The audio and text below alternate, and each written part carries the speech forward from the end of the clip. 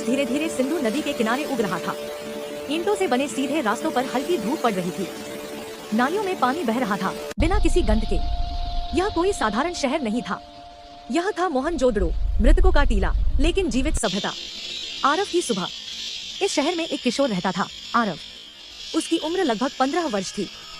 आज वह जल्दी उठ गया क्योंकि उसके पिता व्यापारी थे और आज जहाज से सामान आने वाला था। आरव अपनी माँ के साथ घर के स्नानघर में गया। घर में पक्का फर्श था, पानी बहकर सीधे नाली में चला जाता था। आरव मुस्कुराया, उसे अपना शहर बहुत पसंद था।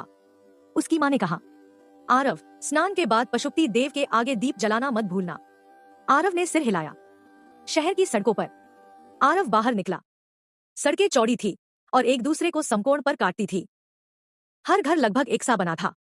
कोई राजा का महल नहीं, कोई झोपड़ी नहीं। यह शहर समानता का संदेश देता था।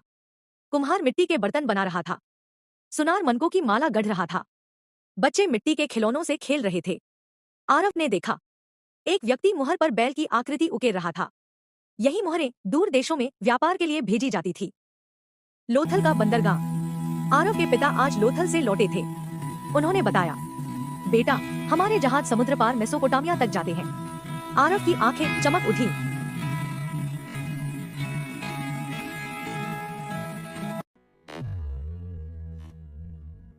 नृत्य करती बालिका। शाम को आरव की बहन एक कांस्य मूर्ति दिखाने लाई। एक छोटी लड़की कमर पर हाथ रखे आत्मविश्वास से खड़ी। इसे नृत्य करती बालिका कहते हैं। बहन बोली। आरव समझ गया, उनकी सभ्यता सिर्फ ईंटों की नहीं थी, कला और आत्मा की भी थी। खामोश लिपि। आरव ने एक मुहर उठाई। उस पर कुछ अजीब चिन्ह बने थे। पिताजी, यह क्या लिखा है? पिता बोले, यह हमारी लिपि है, लेकिन इसे पढ़ना सबके बस की बात नहीं। आज भी, हजारों साल बाद, वह लिपि खामोश है। अंत की आहट। समय बीतता गया। 1 साल बारिश कम हुई। फिर नदी ने रास्ता बदल लिया। खेत सूखने लगे। व्यापार कम हो गया। आरव अब बड़ा हो चुका था। उसने अपने पिता से कहा, शायद हमें यह शहर छोड़ना होगा। पिता ने गहरी सांस ली।